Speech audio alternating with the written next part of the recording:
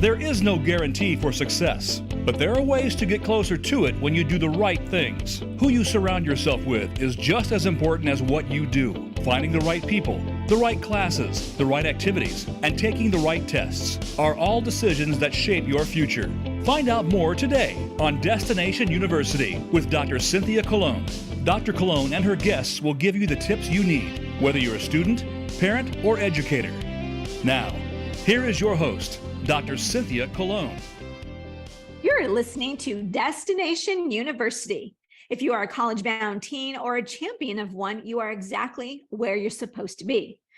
We are running a special series interviewing real teens with real dreams and who have been admitted to college. Hello, everyone. I'm your host, Dr. Cynthia Colon, author of the book Be Committed, Get Admitted, and founder of Dream College Academy and College Essay Bootcamp. Wherever you're tuning in from, you are definitely in for a treat. So grab your beverage of choice and a notepad because you're going to hear some golden nuggets from our star student today, which is Ryan. Today, you're going to learn what Ryan did right, if he has any regrets at all, and you'll also learn where he is headed to college, his dream college. So without further ado, let's get started. Oh, it's so good to see you. I'm very glad to be here. Thank you so much for having me on this. Oh, it's a treat and it's an honor to have you. And it's been a hot minute since we saw each other when you were in Dream College Academy. So we've kept in touch and love your mom and you guys are such a wonderful family. So let's start by sharing. We have campers and alumni campers from all over the country. So tell us where you're tuning in from, city, state, high school, and maybe a little bit about your family. Of course. So I'm from Dallas, Texas. I was born in Arizona, but I've lived in Dallas, Texas pretty much my whole life. I go to Greenhill School in Addison, Texas, which I'm very proud of. It is a great school. I've been going there for like 8 years now, and I just graduated and very happy and very proud about that. Yeah, and I'm an only child, and I have 2 cats and a family. We just went on a trip together, all 3 of us. No cats, sadly, but it's a great time. Oh my goodness. Well, and I was in Dallas at your school years ago. So I've been there. It's a wonderful, amazing school. And Dallas is a great place. I would imagine it's a great place to grow up. So awesome. Beautiful campus. Well, we'd like to start with the good news first. And so share with our viewers and listeners where, sort of the range of colleges you've been admitted to, share the colleges you've been admitted to without revealing yet where you're headed. Of course. So I will start off by saying that my list is probably a little bit more unique than a lot of people's because I got in super early. Like I had my college decision back by mid-December. So I applied to only like a very small handful of schools. I got lucky. I didn't have to end up writing like a ton of essays like I thought I was going to. But yeah, so the schools I was admitted to were Chapman University in California, University of Indiana, SMU, University of Oregon, A&M in Texas, and Emory. Oh, fantastic. Well, we'll talk about that, but it's great when you can have a decision before the holidays because it's just so comforting, right? It was not weight off my chest. Yeah, not everybody can make that happen, and not everybody's ready, but you were ready and prepared, so that's great. Oh my goodness, what a great thing. Okay, so we're going to start with what you did right. What worked if you were giving advice to someone who's just starting in high school, meaning starting 9th grade or even 10th grade. What advice would you give to them? Okay, so I'd say there's probably 2 major things I did right. The first was that I was always like I wanted to keep a high GPA right from the beginning because I know a lot of people who they come into high school and they're a little bit unprepared, of course. And of course they're usually trying their best or whatever it is. But some people really take a while to kind of figure out how to be successful in high school. So I'd say that one of the most important things I did was from the beginning, I worked really hard to have a starting high GPA because your freshman and sophomore year, turns out the GPA you get in those 2 years weighs just as much as your GPA in your junior and senior year. So if you start with a very high GPA, and usually those classes end up being a little bit easier than like junior and senior year when you start having to take a bunch of APs and honors classes. So if you can start off with a high GPA, it makes your life a lot easier. I will admit my GPA was highest in freshman year, and in each year since then it went down a little bit, just because I don't think I was working any less hard. It was just that the classes got harder. So I think by being able to start off like working really hard and like with a high GPA, it set me up for success all these 4 years later. I love this point. Like, let's just put a pin in it. I mean, like we say, you're going to graduate with 8 semesters of grades, but you apply to college with 6 semesters of GPA. And you're so right, Ryan, that every year counts just equally. And so if you can start out of the gate with a high GPA, it's only going to be helpful. Like you're right. You did set yourself up for success. Oh, that's such a good point. Okay. Tell us your other points. I'd say the second other main point I did was just to make sure I always stayed busy. It wasn't like I was always necessarily doing a ton of stuff, but there wasn't any period of time where I was ever doing like nothing. Like, especially like in the summers, I think it's really important that you do at least something in the summer besides, I mean, if you're just sitting at home and playing video games or just not like being active out there doing something that's important. It can be a sport, it can be a club sport, it can be some sort of a club, it can be even like potentially like shadowing or internships if you're like really advanced and you know what you're interested in. But the most important thing is if you don't do anything, you're not going to have anything to write about. And it's really hard to write an essay about when you don't have very much material. So like starting off once again, freshman, sophomore, junior year, you like maybe less so freshman year, because of course you're still trying to get into like the swing of things and everything. But it's really important that you find some things that you're interested about sooner, kind of rather than later. It doesn't even necessarily, just try things. If you try something and you're not passionate about it, that's okay. Especially as long if you start early, you still have plenty of time to figure out things that you're passionate about. Even at the end of those 4 years, you found nothing that you're passionate about. At least you tried a lot of things and you found something that you at least hopefully like, even if it's not like your super #1 passion. Tons of people apply to college undecided, and that's totally fine.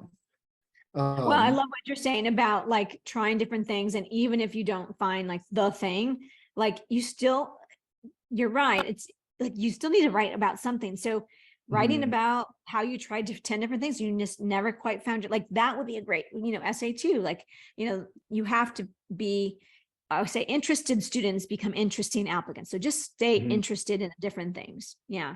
Ooh, and good. of course, the more you do, if you end up not liking stuff, then you can narrow it down and get closer to something that you hopefully will like. I mean, that stuff is all very important. Yeah. Okay. Awesome.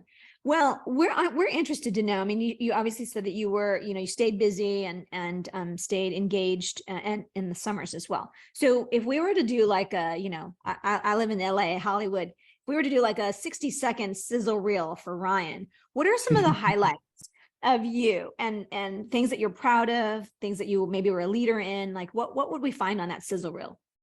Yeah. Okay. So just to give it in like a very fast 60 seconds, which of course kind of hard to do because there's a lot of things I'm proud of, but I'd say actually the main thing that was kind of like my coolness factor that to some degree, I hope I'm not jumping ahead here, I wasn't expecting, was that I was always really interested in music. And about like when COVID came around sophomore year and things like that, I started deciding to teach myself to play guitar. And then from there, it kind of just moved on into a lot more things. I went from playing guitar to recording and making music and learning how to use all sorts of like digital audio workstations, which we used to record. And I ended up meeting a lot of people in Dallas, and even I ended up getting to play a show in Dallas at like a real venue, which was a really cool experience. Oh my gosh. But the whole time I was doing this, I was like, I'm not going to be majoring in music. So like, I felt a little bit like it was a waste of time. But then I get to my college essay and I'm like, I can write a really good college essay about this. And even if I'm not majoring in it, I can minor in it. And I'm super passionate about it. So I wrote a really strong college essay about that as one of the main topics in it. And I think that really helped me a lot. And then now just to get really fast about all the rest of them. From sophomore year to senior year, I was a co-president of a club that I helped found with a couple other people. We called it Innovators Club. Yeah. Which I will admit the title's a little misleading, but basically what we did was we worked on like a bunch of drives where we would donate stuff to Children's Hospital. Like I remember multiple years we did this, and I would drive costumes to like Halloween costumes to Children's Hospital that we would get people to donate, because Children's Hospital needs Halloween costumes for kids to be able to celebrate Halloween. And Wow. we also have drives where we'd write like Valentine's Day cards or Christmas cards, and then like get the school involved to write these cards, and then we would take them to the Children's Hospital. And yeah, and also Oh my gosh. on top of this, we met some people at Children's Hospital and got a few people to actually come in and be interviewed either online or like in person about like their jobs in medical fields, and talk to some students about it. And Wow. yeah, so it's kind of like an overall kind of medicine related club, but I helped like basically be a president in it. And I think that really helps a lot also because that kind of leads to my major, which is biology. And that's what I'm really interested in. Yeah. Even if it's not what I necessarily wrote my essay about, it was something, it was really good. Yeah. Oh my gosh. And then just go over, do I have time to go over like a couple Yeah, of things? yeah, no. Okay, I was these are saying the- your 60-second sizzle reel, if we were doing a video, what would be in that video? So you go ahead, tell us. Okay, cool. I get it. You didn't mean literally. Okay. Yeah. Yeah. So then just a couple other things during COVID, a friend I made, this opportunity just totally fell into my lap. And I think that's why it's really important to always be really positive and kind to everybody you meet, and to always be open to opportunities, because doing all those things, you never know what to some degree, kind of like what goes around comes around. If you put good energy out there, and then good people will come to you and they'll help you, and they will give you opportunities. But one of my friends and his mom did a tutoring company where they would teach over Zoom during like COVID. They would Yeah. help basically Chinese kids learn about like a little bit about American culture, and also give them somebody to practice their English with. Oh, They were learning English. So I signed up as a tutor after he approached me for his company, and I would meet with kids I met with two students mostly, one from Beijing and one from Shanghai. They were like young elementary school students, and I would teach them kind of some lessons about American culture and all sorts of other stuff. But also the main important thing was just that I gave them somebody to talk to and like practice their English with. And it was a really fun, eye-opening experience where I got to meet somebody from a totally different kind of perspective from me. that's amazing. Oh my gosh. and That was I got during super during lucky. COVID? Yes, Wow, that's awesome. I got super lucky because during COVID, there weren't a lot of jobs at all that I could get. So this was a job I was able to do. And also, it's just, I mean, it's as long if you're friendly to people and people know you're smart and you work hard and you try hard, people will approach you, and these kind of things can happen. I got very lucky in that. Yeah, for sure. Okay. You're missing the whole big thing that you do. The baseball?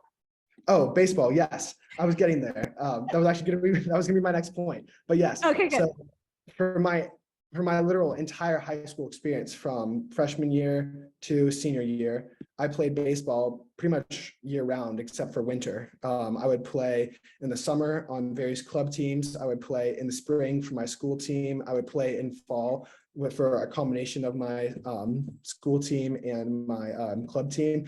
And even though I didn't end up going to college for baseball, there were definitely a lot of points where I was like, I'm probably going to go to college and go and play baseball. And that's not how it worked out. But just the fact that this gave me an experience where it gave me something that I could talk about, and I stayed busy and I was working really hard at it a lot of the time. Sure. And the team experience and the bonding experience that you get from playing a sport like that, especially when you're sticking with these people for 4 years, it's a really unique experience. And it was very important and very helpful to me.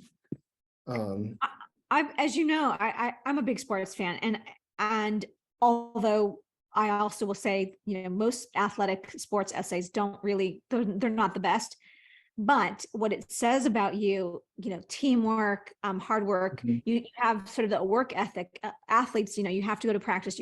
It's almost like a job. It's Exactly. So we learn a lot about you just by having that on your resume, that you've been doing that, nearly year round for all 4 years. It's a lot. So yeah. Oh my gosh. Even if it's not something you write a main essay about, it's something that you can write in your activities page, maybe in multiple spots on your activities page. And it's something that some people will want to write supplementals about if it's really important to them. Yeah. Awesome. And that's always very good. Yeah. And then, Did you have one more thing that you were going to um, say? yeah, just last thing. I was just going to talk about from junior to senior year, I got a job, which I really enjoyed, where I worked at Andy's Frozen Custard. So it was kind of like it's basically a fast food restaurant where we got to make and serve ice cream. And I got to do a lot of different kind of jobs there and work with a lot of different kind of people. And I wrote a couple really good essays. I think I wrote a supplemental for the school I'm going to about that. And I think it turned out really well. Oh, Yeah. yes. So get a job, get Huge. like a real job. Like, I highly recommend food service. Oh I my think that works gosh. great. I think if you're watching, listening, write that down, because real job, I think admission folks love real jobs, especially. So I'm going to just say sort of maybe the elephant in the room, you may not know all the schools, but Ryan attends a private school. And so I used to love, and most people that I know that are in admissions, we love when we see private school students who, in whatever, no judgment, but they're typically come from a privileged background. So when we see the work, it almost like balances out, like, oh, this kid is like actually really wanting to work and is learning and sort of putting that sweat equity. And okay, now I can see you're gonna put in the time in college. So very, very good. That's awesome. That's Ooh, a you very have, good point. I couldn't have put it myself. yeah, so good. Okay, so you did a ton, and we can see. I mean, I don't even have, we can see. I knew you were a rock star even when I met you as a sophomore. Yeah, go ahead. One thing I want to say about that is I really didn't do a ton. It might sound like a lot, but a lot of these things, it was just staying consistent and doing them for a couple hours a week. It's not like I was necessarily putting in like a world load of effort or something that nobody else is able to do. I mean, very few times did I actually feel like I was super overwhelmed, like I didn't have time for anything. I for the most part, I always had plenty of free time as well as doing these things. So just because it might sound like a ton at the end, the key is consistency and starting from the beginning. Well, that's a really good point, because what you shared with those were the things that you did sort of over the course of 4 years, and you stayed consistent with, the baseball, but there was always something else that you were doing. So that's I don't really want people good. to get overwhelmed and think it's impossible, because it's not. Yeah. No, what Ryan, all those things that he shared, he wasn't doing them all the time, all year round, right? He spread them out. And like you said, between junior and senior year, you did that job. So good. This process is not for the weary. It's not for the faint of heart. You sort of have these ups and downs and whatnot. Is there anything, looking back, if you're being honest and being candid, if anything, maybe not for you, is there anything that you would do differently? Or again, sort of that advice, what good advice would you give to someone that you wish you would have done? So I'd say some really good advice, and in some ways it's a little bit sad and a little bit kind of gross, but the thing is, college admissions is kind of a game.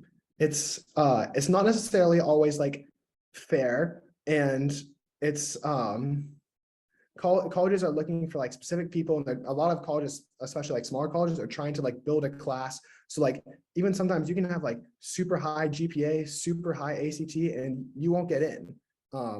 But that doesn't mean there's no hope. It just means that you need to understand kind of how to play the game. So I think what really gives a good example for me is I wrote my essay about music, but I don't intend on being necessarily a music major.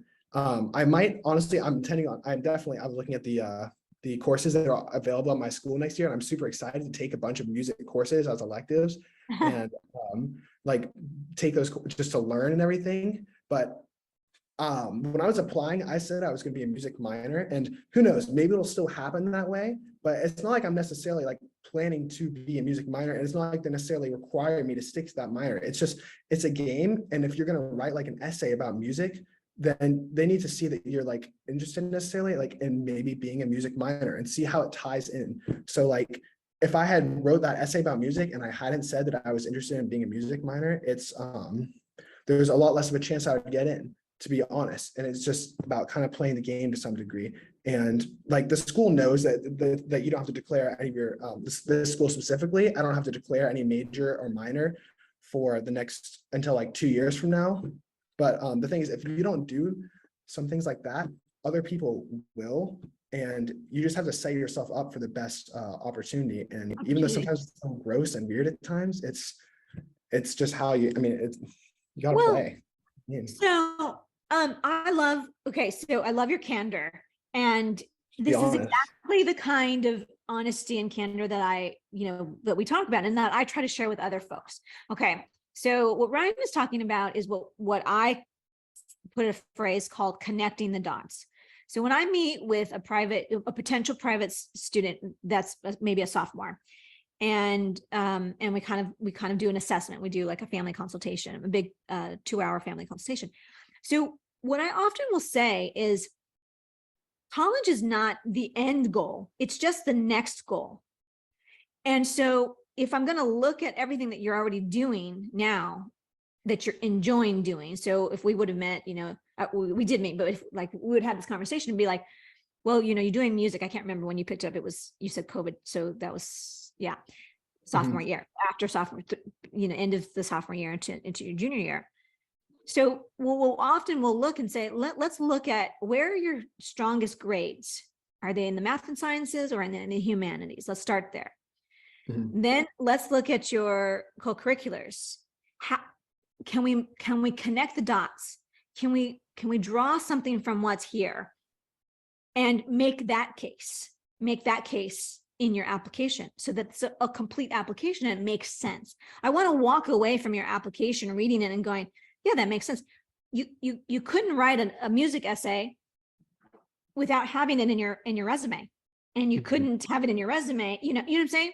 Yeah. So whether you do it or not, it's not true. It's possible. You might minor in it because you enjoy it. So that's really what Ryan is talking about, is like looking at what you have and leveraging what you have to the best of your ability, period. That is your only job. And it sounds like you learned that lesson in Dream College Academy. We talked, all about those things, those little strategies. Okay. I didn't mean to cut you off, but just, no problem. I think you put it perfectly. Yeah, but people listening might say, well, what does he mean by playing the game? It's just looking at you and saying, what do I have that is going to put me in a best position to get admitted? That's all. Exactly. Yeah. And then, okay. Anything else? One other thing. You also need to be really careful not to put language in your essay that necessarily will scare or push away colleges, because I'll talk about my essay just for a little bit. So I tied my essay about music to how I experienced the death of my grandma, who was basically like a second mother to me. And she died when I was in high school. And having music really helped me cope through that experience. But the music that I was interested in, especially during that time, some of it lyrically was, it's very emotional, is I think a good way to put it. But it's I could say, in my college essay, oh, music I listened to was super dark and emo, and that would scare a college, and the college would not necessarily be interested in that. But if you put your words another way and you say the music was emotional and it helped me move through my challenges and helped me realize I wasn't alone, then that is a much better way to put it. But it's just I remember when I wrote the first draft of my essay, if somebody read that, it probably came across a little bit scarier and darker than it really is to some degree. And a college would not have liked that. So the way you word things is really important. Okay. This is a good way to put it. Okay, this is one of my favorite episodes. So what Ryan is talking about in the terms of the adults reading those applications is our job. When I was an admission officer, the job of the admission officer is to make sure that the applicants that we're advocating to be admissible to our institution, that they're well prepared, so that they're well, let's just use that word, well, exactly. Academically, mentally, physically, and otherwise, right? And we talk about, actually, it's so great that you just said this. We talk about the 4 Ds that sometimes don't work: death, divorce, devastation, and actually getting a D. When students think to write about those 4Ds, without some proper guidance, it may not work, because you'll tend to do that, what you said, that dark, like you'll go down the road of like, oh, woe is me, and this was so sad, and I lost my, whatever, and not to diminish, right, that you lost your grandmother. I'm so sorry you did. But the essay is not about grandma. B, if you had a hard time and you that's fine to say for maybe 20% at the most, to set up the context, and then quickly moved on. And it sounds like you moved on by saying, I healed, I had a healing, or I got healed through music, or I found, you came out the other side. We want to make sure that if we admit you, that within the first year, 2 semesters, that you are well. And because if you're still dealing with issues that may prevent you from being a healthy roommate, then we're going to steer away from that. So that's very, very honest. And yes, it is very, very sad that my grandma died. But the thing is, the essay is about me, and that's what's really important. And as you said, it's really important to focus on the fact that the essay is about you. They want to hear about you. And you put it very well. Oh, so good. Okay, so we're getting to the place where you're gonna reveal where you're headed. And before we do that, I want you to share, so you're gonna say that you applied early. I guess you applied early decision, or early decision, or early action. Yeah.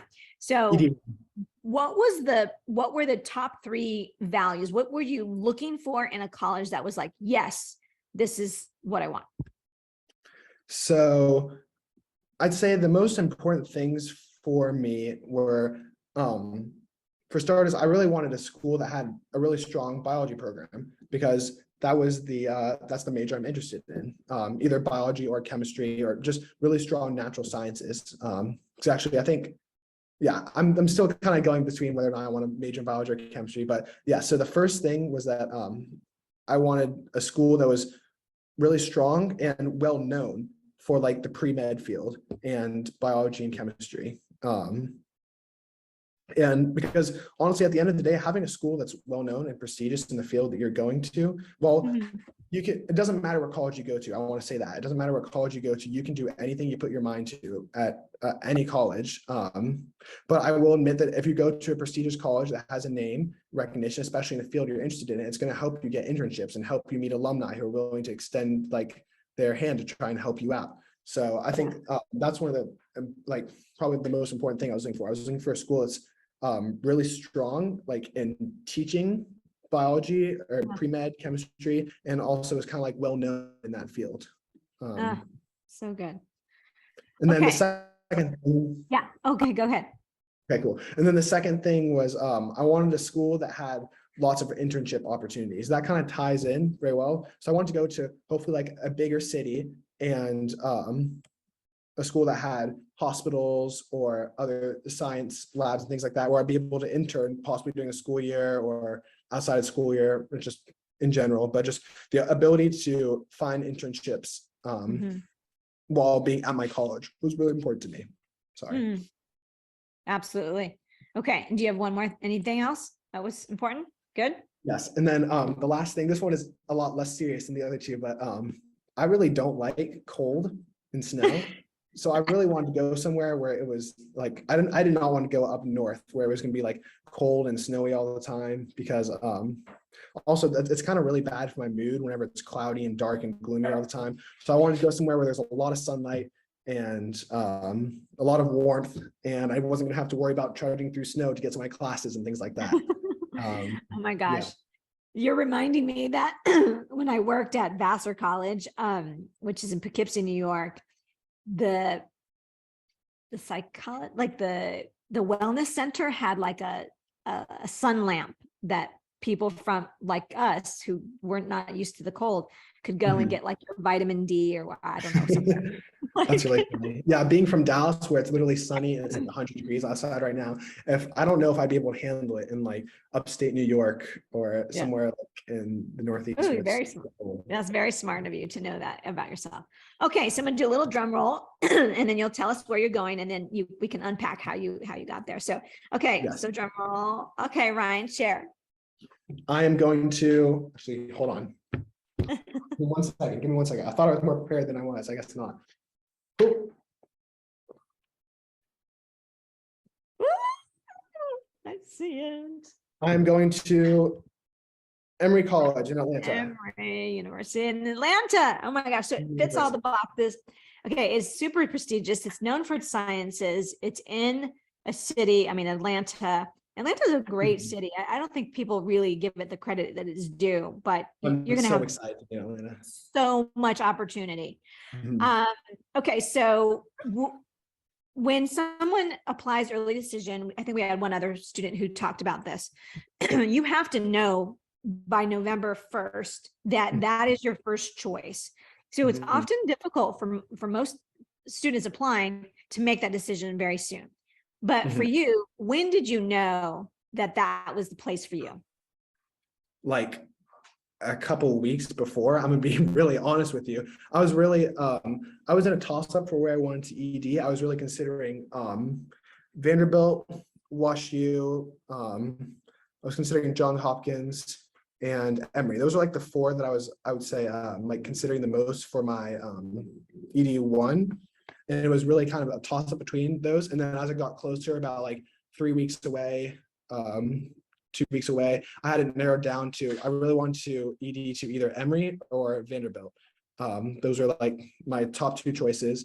And then when I got, and then I went and I visited Emory after, because I had I had a conversation with my college counselor where we looked at some stats from like kids who had gone to Greenhill and tried to get an ED1 and things like that. And the thing is, I could ED1 at Vanderbilt and I would have probably about a 15% chance of getting in, or I could ED1 in Emory and I would have a 30% chance of getting in. And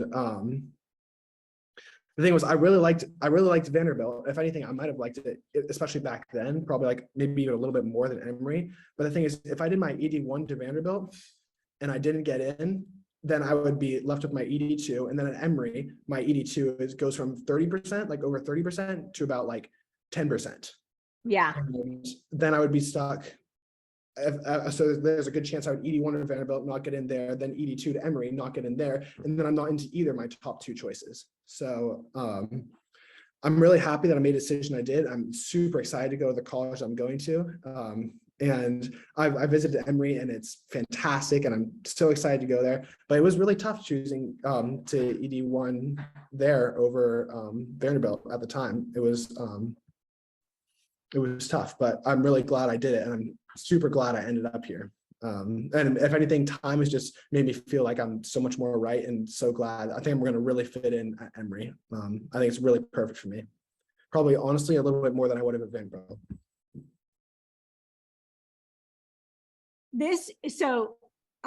You guys, if you're listening, watching, just be thankful. Let's be thankful for Ryan for being so honest and candid, because all of these things, what I also heard you say without saying it, is that there was more than one college that you could be happy at. And you knew, yeah, you knew that. And so you just decided to take the path that was like going to give you the best chance. And I think that's admirable. And I think that's, at the end of the day, it's the right thing to do. You have to do what's best for you. And there are nearly 3,000 four-year colleges. You're going to be happy at more than one. We promise you. So, okay. Is there any fun fact about Emory that you would like to share? Any traditions or something that's kind of cool? Yeah. Emory has a bunch of fun facts, but this is one that I learned when I actually went on my campus tour. So Emory has an unofficial mascot who's named Dooley. And he's a skeleton from the school's like biology department, I think in like the 1900s. So there's the skeleton that's kind of like, there's a statue of him now and you can see him sometimes on campus. But so there's a skeleton Dooley and he has an entire week of Emory, like of the school year, that's dedicated to just dually the skeleton, and as well as like celebrating like school spirit. And there's one really funny and really fun tradition about this, is that one like senior will dress up as Dooley the skeleton during the week. And if he walks into any class during this week, Dooley week, then that entire class is immediately dismissed on the spot and everybody gets to walk out, which I think is pretty fun. Oh my gosh. I love learning about things that I didn't know, because there's plenty. I have been to visit Emory. I went on a Peachtree tour years ago. I don't think I have a t-shirt, an Emory t-shirt. So now I try to get t-shirts from the students where they go. So, okay, that is just fantastic. And you have been more than generous with your time. So I'm gonna just hold tight. I'm gonna close up and then we'll wave goodbye to everybody. Okay. Oh my goodness. You guys, I told you were in for a treat, and I can't believe it's been a couple weeks, 2 years now since I met Ryan, but he's just as fantastic, if not more, than when I met him. So thank you, Ryan, for being with us. Applying is no easy task, but Ryan is courageous, he is strong, and he has been super strategic, and he's given you so many good tips and nuggets in a very candid way. So I really appreciate that. If you're watching today and you want to learn more about the college application process, you can head on over to my website to download a free gift from me. There's always something there. You can go to drcynthiacolon.com, or you can also just type in Destination University, just like the name of this podcast, YOU University, because the destination is not university, the destination is you. Please share this episode. If Ryan has inspired you, I guarantee, please share this episode with at least 3 people within the next 30 minutes. He will not disappoint. Okay. So that is all I have for you today, my dreamers. If you are a dreamer and a doer like Ryan, you are welcome to our family, where college dreams really do come true. Join us same time, same place every week. Until then, wherever you are, may you have a happy and sunny day. Bye for now.